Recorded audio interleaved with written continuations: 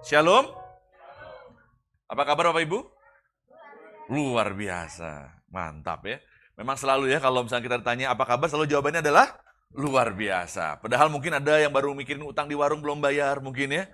Aduh mikirin lagi nanti ini, aduh kalau pulang kampung lagi Natal gitu ya, mesti bawa apa ke kampung sana. Apalagi kalau saya ya dari Sulawesi Utara, dari Manado tuh ya, kalau pulang ke Manado tuh waduh, nggak bisa bawa pakaian sendiri Bapak Ibu ya. Bisa-bisa datang penuh koper, pulang koper kosong. Bahkan sampai koper-kopernya nggak ada Bapak Ibu ya.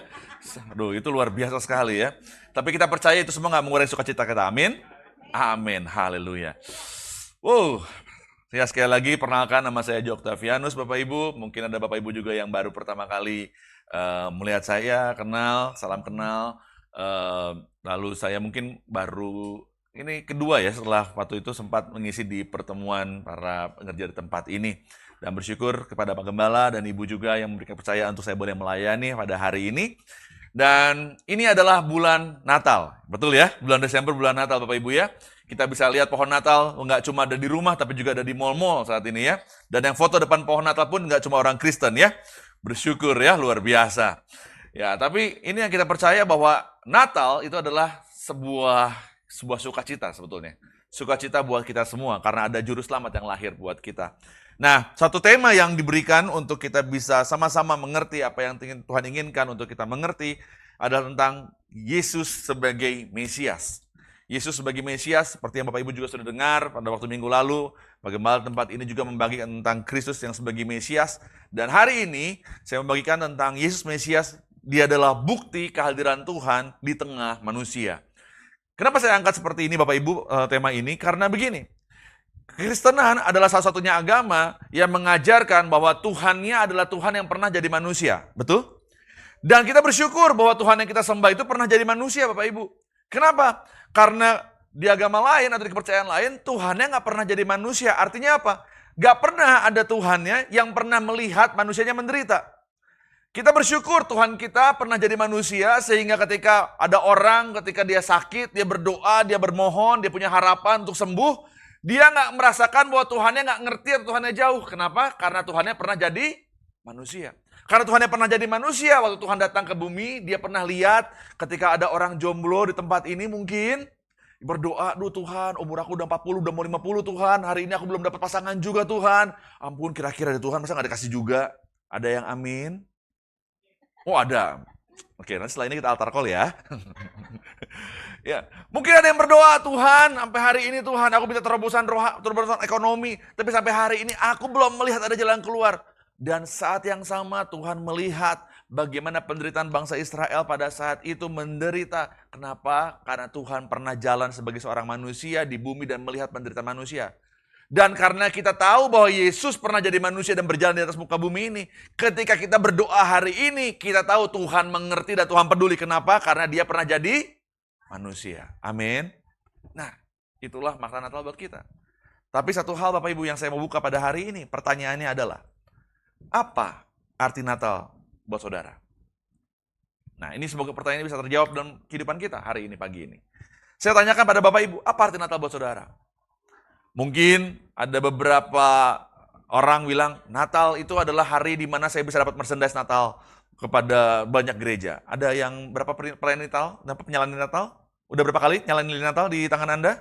Mungkin ada yang keempat, keenam mungkin ya. Dengan berbagai macam di rumah, udah berbagai macam merchandise dari berbagai macam logo gereja mungkin ya. Ada orang datang, hobinya apa? Hobinya datang ke ibadah Natal. Kenapa? Karena kalau orang Kristen, kalau ibadah Natal setelah selesainya apa? Makan. Tadi saya dengar dari Pak Gembala, tanggal 24 nanti ada acara makan-makan Bapak Ibu ya. Jadi pastikan Anda nanti tanggal 24 sore, pastikan Anda bawa teman, bawa rekan. Buat apa? Makan? Enggak lah ya, cuma buat makan-makan doang. Ya buat mereka Natal sama-sama pastinya ya, supaya mereka juga bisa dengar kebenaran. Tapi apa makna Natal bagi saudara? Apakah makna Natal bagi saudara adalah terus melihat ada bayi kecil yang selalu kita lihat di palungan dengan gambaran segala drama dan filmnya mungkin? Dan Anda selalu setiap Natal memikirkan bahwa Yesus yang kita sembah selalu kecil kembali ketika Natal dan ketika Paskah tiba-tiba dewasa dan akhirnya tersalib. Atau Natal bagi saudara adalah sebuah penderitaan mungkin, apalagi para bapak-bapak baru dapat UMR tiba-tiba langsung ditagih sama istri, mana UMR-nya? Mana UMR-nya? Mana THR-nya? Mana THR-nya? Ayo, jangan sembunyi-sembunyi. Dan bapak-bapak, ya ampun, Pak, tahu nggak Pak? Saya kalau gajian itu cuma numpang lewat permisi, baru dapat dari HRD numpang lewat permisi gitu ya. Nah, cuma istri-istri dan bapak-bapak yang tahu ya. Kalau anak muda apa itu ngomong permisi-permisi ya? Ada permisi ketagihan, ya kan? Ada permisi ke rekening istri langsung, ada rekening langsung masuknya ke uang sekolah anak, dan berbagai macam kebutuhan itu tiba-tiba meledak pada waktu bulan Desember atau bulan Natal.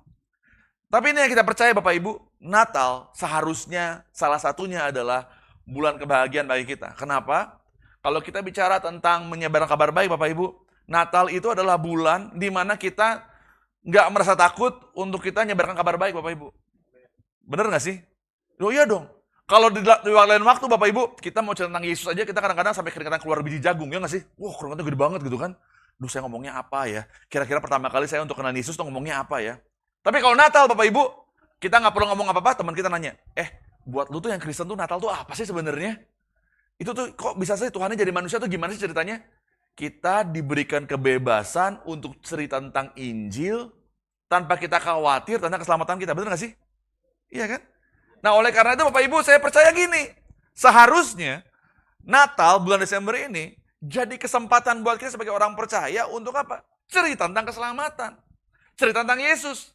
Karena kita percaya gini, keselamatan yang kita dapatkan, yaitu keselamatan kekal itu, bukan hanya sekedar milik kita, tapi seharusnya kita bagikan juga pada orang lain. Dan bulan Desember atau bulan Natal ini adalah kesempatan yang besar buat kita bisa bagikan kabar baik itu pada banyak orang. Tapi seringkali jadi masalah adalah, kita takut untuk cerita, bukan karena hanya keselamatan, tapi kita takut untuk nggak bisa jawab pertanyaan-pertanyaan mereka. Nah itulah kenapa ada gereja Bapak Ibu. Ketika Bapak Ibu nggak bisa jawab pertanyaan-pertanyaan mereka, datang ke gereja, tanyakan kepada para pemimpin di tempat ini. Ketika Anda komunitas di sini, ada komunitas sel di sini, ada komunitas pembelajaran Alkitab di sini, inilah gunanya untuk Anda datang bersama-sama belajar tentang firman Tuhan. Untuk sama-sama bertumbuh. Nah, ini juga yang menjadi kerinduan saya Bapak Ibu untuk kita sama-sama mengerti tentang Natal yang lebih dalam kehidupan kita. Saya mau buka dalam kitab Yesaya 9 ayat 6, ini adalah landasan firman kita di dalam tema bulan ini dan saya mau kita bagikan kembali pada hari ini. Yesaya 9 ayat 6, sama-sama saya undang Bapak Ibu untuk membacanya sama-sama. Sebab seorang anak telah lahir untuk kita. Seorang putra telah apa? Diberikan untuk kita. Lama pemerintahan ada di atas bahunya dan namanya disebutkan orang penasihat ajaib, Allah yang perkasa, Bapa yang kekal, Raja damai. Wow. Firman Tuhan bilang begini, seorang anak telah lahir untuk kita, seorang putra telah diberikan untuk kita, ada lambang pemerintahan di atas bahunya, dan nama yang disebut orang penasihat ajaib. Allah yang perkasa, Bapa yang kekal, Raja damai. Yang pertama Bapak Ibu, dikatakan bahwa gini, dia atau Yesus adalah anak yang dilahirkan untuk kita. Sama-sama saya mau baca Bapak Ibu untuk Bapak Ibu saudara sekalian, Yohanes 3 ayat 16, ayat yang Bapak Ibu tahu dan Bapak Ibu kenal, Bapak Ibu hafal sejak sekolah minggu. Yohanes 3 ayat 16 katakan gini, sebab begitu besar kasih Allah akan dunia ini sehingga apa? Ia telah memberikan anak yang tunggal supaya setiap orang yang percaya kepadanya tidak binasa, melainkan beroleh hidup yang kekal. Alasan Tuhan datang ke dunia ini karena apa? Dia tertarik pada ketidakberdayaan kita Bapak Ibu. Keselamatan kita Bapak Ibu, kita nggak bisa ganti dengan ibadah kita. Kita nggak bisa ganti dengan segala daya upaya kita. Karena segala usaha kita Bapak Ibu nggak akan pernah bisa untuk menggantikan dosa yang udah pernah kita lakukan. Nggak ada usaha-usaha kita Bapak Ibu yang kita bisa lakukan untuk kita bisa bersihin dosa kita. Nggak ada. Ada orang bilang gini, ya udahlah saya kalau bisa lakukan dosa saya langsung minta ampun aja, saya langsung ibadah aja, saya langsung sembahyang aja sama Tuhan. Siapa tahu Tuhan mau ngampunin. Nggak bisa tuh. Itu nggak bisa dilakukan. Kenapa? Kalau orang nggak percaya Yesus, kalau orang nggak percaya pada penyaliban Kristus dan ada darah Tuhan yang tercurah untuk dosa kita, maka apapun segala dosa upaya kita, segala daya upaya kita untuk mau membersihkan dosa kita, kita nggak akan pernah bisa. Kenapa? Karena motivasi kita juga seringkali juga nyeleweng. Benar nggak Bapak Ibu? Seringkali kita misalkan contohnya, kita ibadah hari ini misalkan. Mungkin ibadah hari ini, puji Tuhan kalau misalnya Anda ibadah hari ini karena Anda rindu untuk apa? Bertemu dengan Tuhan, menikmati hadirat Tuhan, untuk sama-sama merasakan kuasa Tuhan. Amin, puji Tuhan. Tapi mungkin ada orang datang ke gereja karena gini, aduh rasanya ya Pak ya, saya kalau nggak ke gereja tuh rasanya kurang sejahtera gitu. Saya tuh absen lah di gereja lah minimal gitu ya. Buat yang nonton secara online, saya tuh kalau nggak ngeliat ibadah gereja di hari Minggu tuh kayaknya tuh ada yang kurang gitu loh. Pokoknya saya harus ngisi dulu gereja dulu lah, pokoknya ngabsen dulu lah. Nanti setelah itu pergi ke mall, pergi kemana, nah itu enak. Ada yang begitu? Nggak ada ya di sini ya. Nggak ada, itu di gereja, wah itu di tempat ibadah lain itu di Kutub Utara, Ya, gereja di Kutub Utara 500 meter dekat jurang, masuk ke dalam 300 meter, ada warung kopi di sana, turun lagi 100 meter, ada logo gereja GKRI di situ. Nggak ada di sini. Wah, di sini nggak ada, semuanya di sini penuh dengan kemuliaan Tuhan. Saya begitu masuk tadi ke tempat ini, saya lihat, orang-orangnya semuanya penuh dengan kesucian, kemuliaan Tuhan. Saya lihat kaki-kakinya nggak ada yang nempel tanah. Ya nggak ada ya, sekitar lantai 3 nih ya. Semuanya pada lantai gedung ya. Semoga jemaat tempat ini nggak ada yang seperti itu. Amin. Amin. Tapi dari tadi pikiran ada yang gini, abis ibadah ini kita makan apa ya? Capcay, puyung hai, barongsai atau apa ya? Abis ini kita makan apa ya? Inilah Bapak Ibu, Allah tertarik dengan ketidakberdayaan kita. Karena kita nggak berdaya untuk kita bisa hapus dosa kita dengan cara kita sendiri. Karena kita gagal dan kita punya motivasi yang salah. Sehingga apa? Cintanya Allah besar buat selamatin kita. Cintanya Allah besar buat kehidupan kita. Dia Bapak Ibu tahu bahwa kita nggak pernah mampu bisa untuk setia sama dia. Dia tahu bahwa kita nggak bisa untuk benerin relationship-nya kita sama Tuhan. Caranya apa? Satu-satunya jalan. Dia jadi manusia. Dia ambil tubuh yang hina. Betul, orang bilang gini, masa Tuhan yang suci, dia mau ambil tubuh yang kotor, penuh tubuh yang najis untuk jadi manusia. Iya, dia mau lakukan itu. Dia yang kaya rela jadi miskin supaya kita jadi kaya. Akan apa? Akan kekuatan Tuhan. Dia rela, dia adalah Tuhan yang kuat, Tuhan yang besar. Dia rela untuk jadi lemah supaya kita jadi kuat ketika kita menghadapi pergumulan dosa kita. Amin. Sehingga nggak ada lagi orang yang bilang gini, wah saya susah banget hari ini hidup saya sakit, saya nggak pernah sembuh-sembuh, kayaknya nggak ada harapan. No, di dalam Tuhan selalu ada harapan. Tadi WL tadi bilang, apa yang membedakan antara orang percaya dan orang di luar Tuhan? Selain keselamatan di dalam keselamatan kekal Bapak Ibu, saya tanya Bapak Ibu, apakah ketika orang di luar Tuhan punya masalah, orang Kristen nggak punya masalah? Ada masalah? Oh ada. Oh Bapak Ibu ada masalah hari ini? Sama ya. Ada yang nggak punya masalah? Nah kalau ada orang yang nggak punya masalah, itulah masalahmu. Kenapa nggak punya masalah ya? Iya kan? Yang kedua Bapak Ibu, Tuhan, apakah kalau orang di luar Tuhan kena sakit, apakah orang Kristen nggak sakit Bapak Ibu? Sakit juga ya, Pak Gembala juga lagi sakit sekarang. Jangan gitu, Tuhan aja dipaku ya sakit Bapak Ibu, Yesus sakit. Iya kan? Nah terus apa bedanya? Bedanya adalah ini, orang di dalam Kristus, dia tahu bahwa walaupun ada masalah, walaupun ada sakit penyakit, walaupun ada problem kehidupannya, dia tahu ada Yesus dalam kehidupannya selalu berikan damai. Damai bukan berarti pada waktu kita selesai ada masalah. Damai ada walaupun ada masalah, ada sukacita dalam kehidupan orang Israel. Amin. Beri kemuliaan buat Tuhan. Haleluya. Itu yang harus kita rasakan dalam kehidupan kita sebagai orang percaya. Kenapa? Karena ada kasih yang Tuhan berikan dalam kehidupan kita. Begitu besar kasih Allah akan dunia. Karena dia apa? Dia nggak mau kita binasa Bapak Ibu. Walaupun seringkali Bapak Ibu ada penghinaan dalam dalam iman percaya kita. Mana ada ayatnya bahwa Kristus itu adalah Tuhan. Kalau misalkan betul ada ayat itu, maka saya mau percaya bahwa Yesus itu adalah Tuhan. Ya, kira-kira apa jawaban Bapak Ibu Saudara sekalian kalau udah kayak begitu? Ya imani aja. Ya betul harus diimani, tapi kan harus dijawab juga, betul ya? Ada begitu banyak sebenarnya penjelasannya Bapak Ibu. Ada begitu banyak penjelasan dalam firman Tuhan, dalam Alkitab sebetulnya. Salah satunya adalah ini. Lukas 2 ayat 11. Oke. Oh, sebelum sana ya, sebentar ya. Lalu yang kedua adalah putra yang diberikan untuk kita. Firman Tuhan dalam Lukas 2 ayat 11 katakan gini, sebab telah lahir untuk kamu hari ini apa? Di kota Daud seorang apa? Juru selamat, yaitu Kristus Tuhan. Nah, salah satunya Bapak Ibu, tanpa Yesus harus mengatakan bahwa dia adalah Tuhan, untuk orang percaya bahwa dia adalah Tuhan Bapak Ibu. Kita tahu bahwa yang bisa mengampuni dosa hanyalah Tuhan. Nggak ada manusia Bapak Ibu yang bisa mengampuni dosa. Nggak ada. Kita lagi punya dosa lalu datang gitu ya ke pendeta. Pak pendeta saya punya dosa. Lalu pendetanya bilang, ya dosamu sudah diampuni. Nggak bisa. Yang bisa mengampuni hanya Tuhan.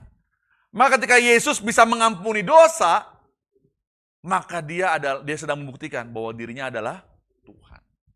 Itu ciri-ciri yang satu ciri aja udah menunjukkan bahwa dia adalah Tuhan. Yang kedua, dia datang sebagai Raja Bapak Ibu. Nggak ada nabi tiba-tiba datang, aku dibangkitkan untuk bangkit dari orang mati, lalu kau menjadi raja atas semesta ini. Nggak ada. Yang bisa lakukan itu hanya untuk Tuhan. Maka Bapak Ibu kalau ada orang bilang, masa tunjukin ayatnya? Nah sekarang saya tanya, Nabi bisa nggak ngampunin dosa? Rasul bisa nggak ngampunin dosa? Hamba Tuhan bisa nggak ngampunin dosa? Nggak bisa. Yang hanya mengampuni dosa siapa? Tuhan. Dan Yesus, dia mau mengampuni dosa. Ketika ada orang lumpuh, pada waktu itu, datang kepada Tuhan dengan membongkar atap rumah pada saat itu, karena begitu banyak orang datang, lalu orang lumpuh itu diturunkan dari atap rumah. Yang pertama kali Tuhan katakan kepada orang tersebut, dia nggak bilang gini, disembuhkanlah engkau dalam namaku aku sembuhkan engkau. Enggak. Yang pertama kali Tuhan sebutkan apa? Dosamu sudah diampuni. Dan yang bisa mengatakan itu hanyalah Tuhan. Tapi yang kedua Bapak Ibu, saya mau tunjukkan ayatnya. Untuk menunjukkan bahwa gini, Tuhan pun bisa mengampuni dosa, tapi selain itu ada ayat yang menunjukkan bahwa dia adalah Tuhan. Betul nggak ada ayatnya? Satu saja Bapak Ibu, dari sekian banyak yang tertera dalam Injil, saya tunjukkan satu. Yohanes 4 ayat 6 dan 7. Ini adalah peristiwa, Bapak Ibu tahu peristiwanya adalah peristiwa ketika Yesus dicobai setelah dia dibaptis pada waktu itu. Pada waktu dicobai, salah satu percobaannya adalah begini. Iblis ya berkata kepadanya, jika engkau anak Allah, kalau engkau tuh anak Allah, kata dia, jatuhkanlah dirimu ke bawah, seperti tertulis, mengenai engkau. Jadi tentang siapa? Tentang engkau. Tentang pribadi itu. Tentang Yesus. Kalau engkau tuh Tuhan, dia bilang, ia akan memerintahkan malaikat-malaikatnya dan mereka akan menatang engkau di atas tangannya, supaya kakimu jangan terantuk pada batu. Tapi Yesus bilang apa? Ada pula tertulis, janganlah apa? Engkau mencobai siapa? Tuhan. Tadi yang iblis setuju siapa? Iblis setuju siapa? Yesus. Iblis bilang, kamu Yesus. Kalau engkau benar Tuhan, ketika engkau jatuhkan dirimu, ada malaikat yang akan menolong. Kalau engkau Tuhan. Tapi Yesus bilang apa? Jangan, ada tertulis, janganlah engkau mencobai Tuhan Allahmu. Dia bilang sama dirinya sendiri. Dia kasih tahu ke iblis, ada firman bilang loh, janganlah engkau mencobai Tuhan Allahmu. Tuhan Yesus menyatakan dirinya dengan mulutnya dan katakan bahwa gini, aku tuh Tuhan loh. Kamu tuh juga bisa loh punya kuasa untuk nantang Tuhan. Karena itulah kuasa yang ada dalam otoritasku. Jadi kalau ada orang tanya Bapak Ibu, mana ayatnya bahwa Yesus pernah berkata Tuhan? Ini adalah salah satunya. Di balik lagi ada ayat-ayat yang lain. Ada firman Tuhan katakan bahwa muridnya itu berkata, kamu siapa aku? Engkau adalah Tuhan dan Guru. Lalu Tuhan bilang apa? Betul lah apa yang dikatakan engkau itu? Bahwa aku adalah Tuhan dan Guru. Nah, tadi kalau ada orang Kristen Bapak Ibu yang gini, aduh di mana ya? Emang ada ayatnya? Aduh, wah emang ada ayatnya? Kalau nggak ada ayatnya, aduh susah ya. Orang Kristen susah dipertahankan ya. Udah deh, kita pindah ini aja ya. Kita lock out dulu, kita lock in ke tempat lain ya. Nah ya, lagi zaman ya, lock out dan lock in ya. Makanya belajar Alkitab. Makanya kalau misalnya ada kayak gitu, jangan langsung nanyanya ke tempat lain. Nanya ke tempat login yang baru lagi gitu kan. Tanyanya ke pendeta tempat ini, tanya ke hamba Tuhan tempat ini, tanya ke para pemimpin tempat ini. Makanya ikut komunitas. Di sini ada komunitas, ada? Komsel ada? Nah, ada yang belum ikut? Ya, saya selalu ngomong di gereja Bapak Ibu ya.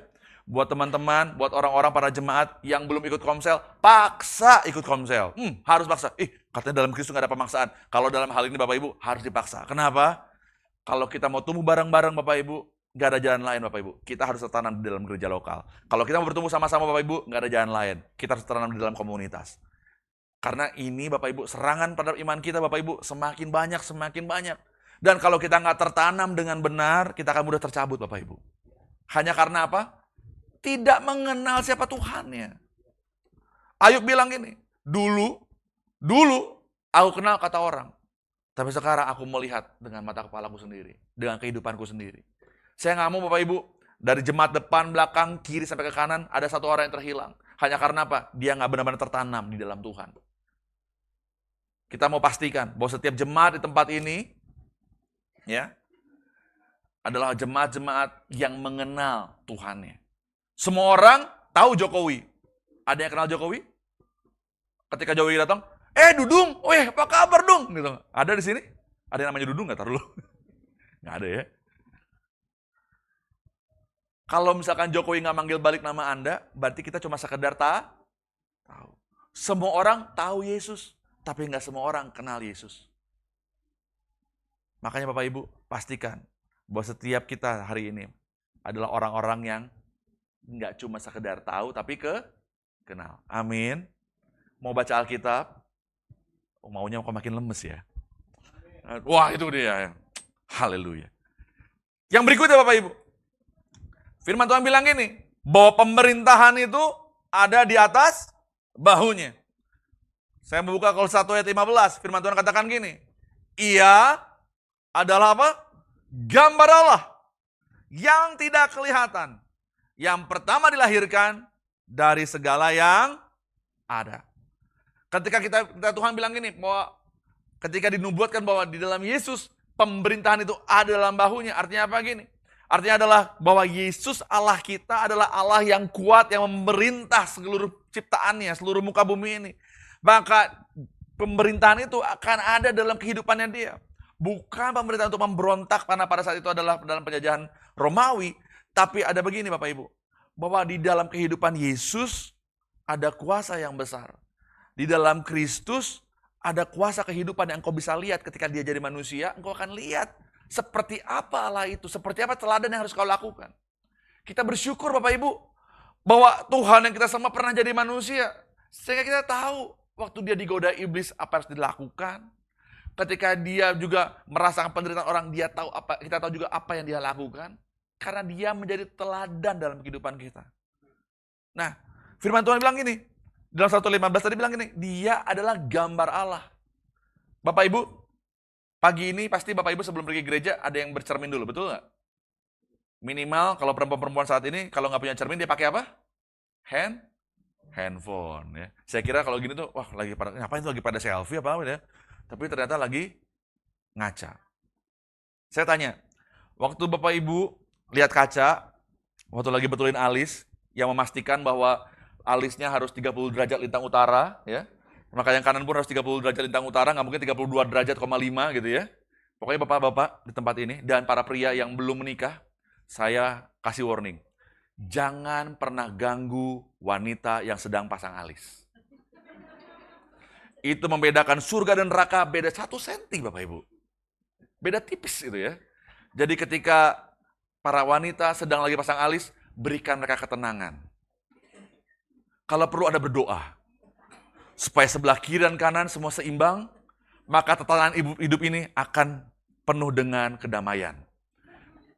Tapi kalau ketika wanita atau ibu-ibu, para istri sedang pasang alis, bapak-bapak ajak ngobrol, dan melenceng hanya sekedar 1 derajat, neraka akan hadir dalam sekejap tanpa pemberitahuan terlebih dahulu. Para pria yang belum memiliki pasangan, mengertilah ini sebagai kebenaran. Dan katakan amin. Aduh, ada yang gini loh tadi. Tolong dikasih tahu ya nanti ya. Habisnya kalau dari depannya kan kelihatan ya, ada yang ngerti tuh ketawa, tapi ada yang pokoknya Bapak Ibu kalau lagi ibadah, saya kasih tahu ya. Kita kan di depannya kan bisa lihat ya wajah-wajahnya para jemaat ya. Pokoknya kalau kalian ketawa aja dulu. Tapi kan nggak ngerti, ketawa aja dulu. Nanti pas belakang ngomong apa sih tadi sih gitu ya. Jadi supaya nggak kelihatan nggak ngertinya gitu. Ya. Nah, ketika kita lihat di cermin Bapak Ibu, yang kita lihat itu siapa? Nah, itu 90% benar. Tapi ada yang paling benarnya adalah, yang kita lihat adalah gambaran diri kita. Betul ya? Karena kitanya di sini, kita yang nggak di dalam cermin. Emangnya Alice in the Wonderland gitu kan? Enggak, sayanya di sini. Jadi waktu lihat cermin, oh itu gambaran saya. Itu kopiannya saya. Itu tampilan maya saya. Bukan saya sebenarnya, tapi saya digambarkan di situ. Maka firman Tuhan mau katakan gini, kalau kau mau lihat Tuhan itu seperti apa, lihat Yesus. Seperti itu kehidupannya. Anda pernah lihat Yesus berdosa? Anda pernah lihat Yesus melakukan hal yang najis, yang najis atau zina? Enggak? Pernah? Enggak. Apakah dia anti pada waktu dicobai akhirnya? Oh enggak, karena dia Tuhan yang nggak mungkin dicobai. Dia dicobai. Apakah karena dia Tuhan dia nggak difitnah? Pada waktu karena dia Tuhan dia nggak dihina? Dia dihina, dia difitnah. Apa reaksinya? Dia nggak bela diri, dia tenang, dia nggak melukai. Dia mau ngajarin kita bahwa kasihilah musuhmu itu betul-betul. Karena dia pun juga pernah dilukai, dia pernah difitnah. Bahkan dia pernah difitnah oleh orang terdekatnya sendiri, itu muridnya, yaitu Yudas. Tapi dia nggak pernah, Yudas lu gua kutuk 7 turunan lu, jadi ular lagi lu. Enggak, ada. Makanya ibu-ibu, kalau sampai hari ini ibu-ibu ada ngomong ini, pokoknya ya sampai 7 turunan, si Wishy itu gak akan gua ampunin deh. Tapi itu di gereja lah. lalala ya. Di sini nggak ada Bapak Ibu, amin. Di sini semuanya mengampuni, amin. Ada yang belum mengampuni? Ingat ya, hari Senin naik ya Bu Ibu ya. Jadi jangan sampai nanti Tuhan panggil, Anda belum mengampuni. Pastikan hari ini ketika Anda masih punya sakit hati, punya iri hati, punya dendam, langsung WA orangnya Bapak Ibu, ampuni dia. Amin. Betul. Katakan kiri kanannya, aku mau mengampuni. Ya, termasuk mantan ya. Yang muda-muda langsung, asem banget ya. Waktu firman Tuhan katakan bahwa dia adalah gambar Allah, maka itu pun dikatakan dan dinyatakan dalam kehidupannya. Yohanes 8 ayat 58, firman Tuhan katakan gini, kata Yesus pada mereka, aku berkata kepadamu, sesungguhnya sebelum Abraham jadi, aku telah ada. Nah, ini lagi adalah bukti Bapak Ibu. Yesus mau buktikan bahwa gini, ketika engkau mempertanyakan siapa aku, dan engkau masih ragu bahwa aku adalah Tuhan. Bahkan ada yang bilang bahwa aku nggak pernah katakan bahwa diri aku Tuhan. Aku katakan, aku telah ada bahkan sebelum Abraham ada. Kenapa sih Yesus nggak ngomong aja pada waktu saat ini, pada waktu Yohanes 8 ayat 8 ini, Yesus bilang, ya aku Tuhan gitu. Kenapa nggak dia langsung bilang aja bahwa aku adalah Tuhan? Karena tradisi dari Yahudi pada saat itu, Bapak Ibu, kalau ada orang mengakui bahwa dirinya Tuhan, maka pada saat itu juga dia harus dirajam dan dibunuh pada saat itu. Tapi Bapak Ibu tahu, dalam Yohanes 8 ayat 58, waktu Yesus katakan bahwa gini, aku telah ada sebelum Abraham ada, aku ada. Apa ya reaksi dari bangsa Israel pada saat itu? Dari para imam Yahudi pada waktu itu? Mereka mau ambil batu untuk merajam Kristus. Artinya apa? Mereka tahu, waktu Yesus bilang aku ada sebelum Abraham ada dan aku telah ada, sebetulnya Yesus sudah mendeklarasikan dirinya, nih aku adalah Tuhan. Maka reaksi mereka adalah mau merajam Kristus pada saat itu. Jadi kalau ada orang nanya lagi, mana ada ayatnya Yesus mengatakan pernah ada kata Tuhan di dalam Alkitab, dalam firman-Mu? Tunjukkan 2 ayat ini. Kepada banyak orang Kristen lain, pada orang percaya lain, supaya mereka akhirnya bisa menjawab pertanyaan-pertanyaan itu. Supaya iman kita tetap berakar dalam Tuhan. Amin. Aku telah ada itu, artinya itu I am. Kalau bahasa Inggrisnya I am, aku. Nah, kata I am itu sendiri Bapak Ibu pernah diperkatakan dalam Keluaran 3 ayat 14. Waktu Musa bertanya gini, kalau orang Israel nanya, engkau itu siapa, apa yang harus aku jawab? Firman Tuhan gini, firman Allah pada Musa katakan, aku adalah aku.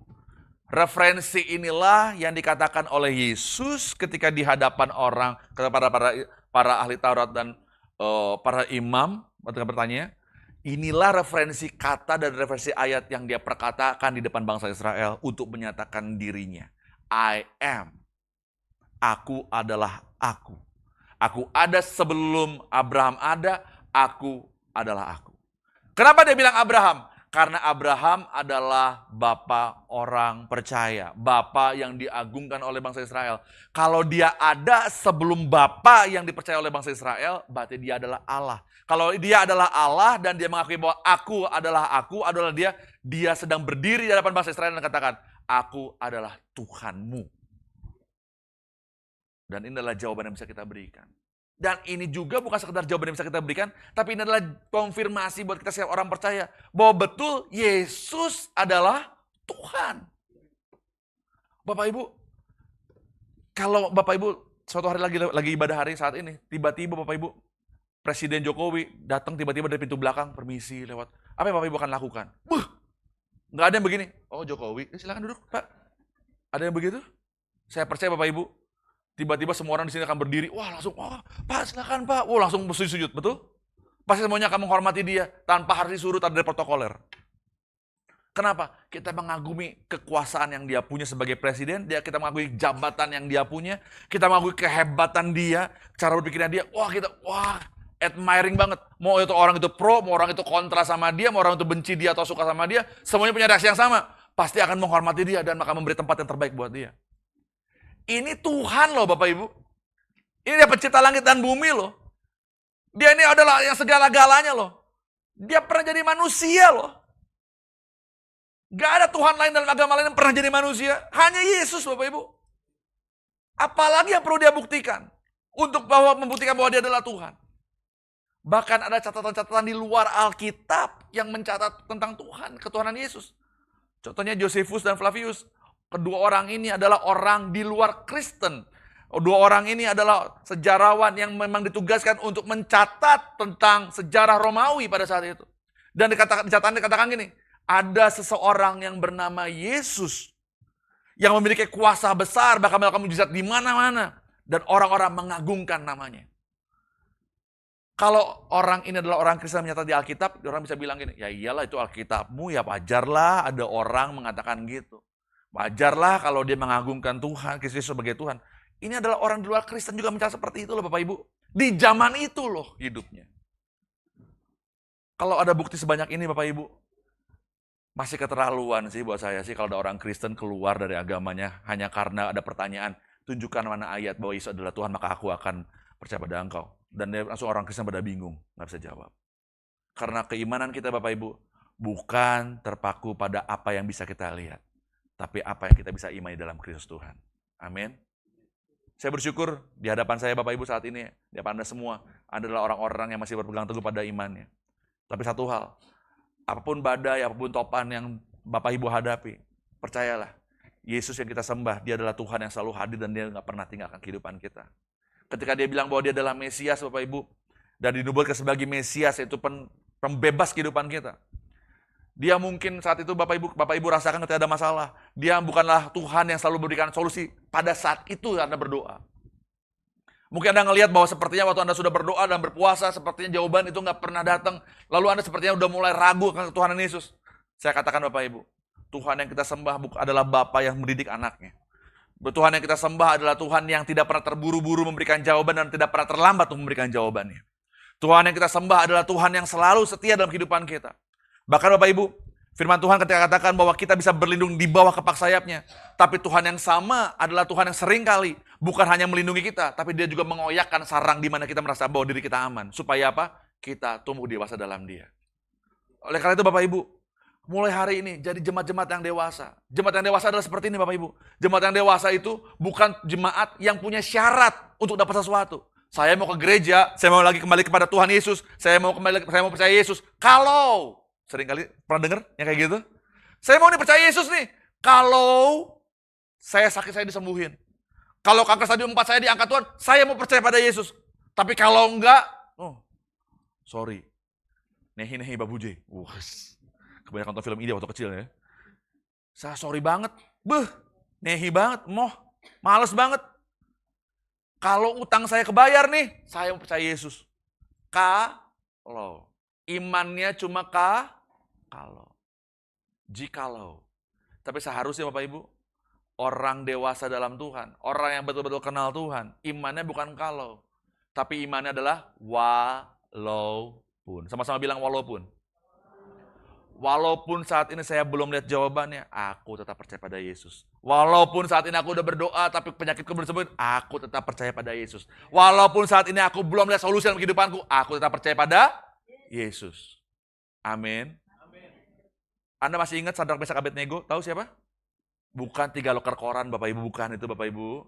Sadrak, Mesak, Abednego. Tokoh yang Bapak Ibu bisa baca dalam kitab Daniel pada saat itu. Mereka menolak untuk menyembah patung yang dibuat oleh Raja Nebukadnezar, betul? Waktu itu disuruh Sadrak, Mesak, dan Abednego itu masuk ke dalam gua singa. Lalu apa yang mereka katakan? Walaupun dapur api, kok dapur singa itu Daniel ya. Waktu masuk gua singa, lalu gua singanya bilang, loh kok kamu yang masuk? Ayo keluar, ini tempatnya Daniel. Bisa aja ngeles ya. Sadrak, Mesak, Abednego masuk ke dapur api, apa yang mereka katakan? Walaupun Allah yang kami sembah tidak menyelamatkan kami. Kalau orang Kristen Bapak Ibu, kalau Allah kami nih, kalau Tuhan Yesus nih gak nyelamatin gue, sorry deh, gue lock out, masuk login deh tempat yang lain deh. Di Kristen 10%, tempat lain kurang di 10%, masih lebih murah. Hanya orang-orang mengerti, hanya untuk kalangan sendiri yang mengerti. Walaupun seharusnya, walaupun hari ini kita belum lihat jawaban apapun yang kita minta hari ini, bukan berarti Tuhan absen dalam kehidupan Bapak Ibu. Karena seperti Sadrak, Mesak, Abednego ketika masuk ke dalam dapur api, dia katakan gini, walaupun Allah yang kami sembah tidak menyelamatkan kami, kami tetap menyembah Allah semesta alam. Dan itulah yang seharusnya kita lakukan sebagai orang percaya. Kita tetap percaya pada Kristus karena adalah Tuhan dan Juru Selamat dalam kehidupan kita. Amin. Yang terakhir Bapak Ibu, Raja Damai. Firman Tuhan katakan gini, damai sejahtera, Yohanes 14 ayat 27 katakan, damai sejahtera ku tinggalkan bagimu. Damai sejahteraku, apa katanya? Ku berikan kepadamu. Janganlah hatimu bimbang dan takut. Hari ini Bapak Ibu, siapa yang saat ini sedang ada masalah? Hari ini Bapak Ibu, siapa yang saat ini sedang dalam problem yang sepertinya nggak pernah lepas-lepas. Sepertinya ada masalah lagi dan masalah lagi dan masalah lagi. Tuhan katakan gini, ku tinggalkan bagimu damai sejahteraku. Damai sejahteraku sudah kuberikan kepadamu. Dia bukan Tuhan yang cuma sekedar janji Bapak Ibu. Tapi dia adalah Tuhan yang mendidik kita Bapak Ibu. Supaya kita nggak lakukan kesalahan yang sama. Tapi satu hal yang dia janji apa? Di tengah badai, dia ada. Di tengah kesulitan, dia ada. Di tengah segala keraguanmu, dia ada. Bapak Ibu masih ingat? Waktu Yesus ada di dalam perahu bersama murid-muridnya. Waktu itu badai, topan melanda pada saat itu, betul? Lalu murid-muridnya bilang sama Yesus, Guru, kok nggak peduli ya? Kalau bahasa sehari-hari begini, Guru, udah tahu lagi badai gini malah tidur. Tolongin kita dong. Mereka merasa bahwa gini, merasa seperti Yesus tuh kayaknya kok nggak peduli. Ini udah mau deket kematian loh. Seringkali Bapak Ibu kita ngerasa bahwa hidup kita udah tengah-tengah jurang maut, betul?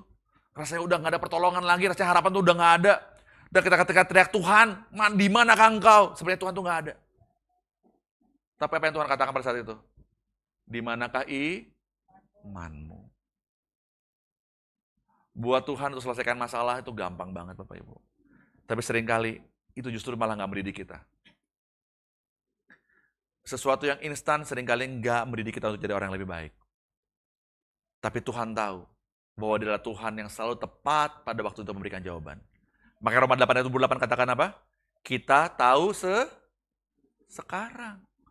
Kenapa ngomongin sekarang? Karena dulu waktu ada masalah kita nggak ngerti. Waktu dulu lagi ada problem, kita bilang, aduh kayaknya gelap banget, kayaknya nggak ada masa depan, kayaknya semuanya udah hilang, semuanya udah nggak ada harapan. Pada waktu kita ada masalah, kita aduh kayaknya nggak ada solusi, Tuhan itu nggak ada, Tuhan itu jauh. Tapi waktu semuanya lewat, masalah itu udah lewat, kita bilang apa? Kita tahu sekarang bahwa apa? Allah turut bekerja. Katanya adalah kata turut Bapak Ibu. Turut itu bilang apa? Waktu engkau ada masalah, dia ada di situ. Dia turut bekerja. Buat apa? Mendatangkan kebaikan. Buat siapa? Bagi yang mengasihi dia. Pertanyaannya, apakah Bapak Ibu mengasihi Tuhan? Orang yang mengasihi Tuhan Bapak Ibu ketika ribut sama pasangannya, nggak langsung check out Bapak Ibu. Betul? Lah Bapak Ibu, kalau suami istri Bapak Ibu, karena ribut lalu langsung semuanya cerai Bapak Ibu, berapa perceraian dalam gereja, kasihan loh Pak Gembala, harus ngomong, loh kamu bukannya baru nikah kemarin, kok udah ganti lagi? Iya habisnya nggak cocok, ya kapan ribut, jadi saya ganti lagi.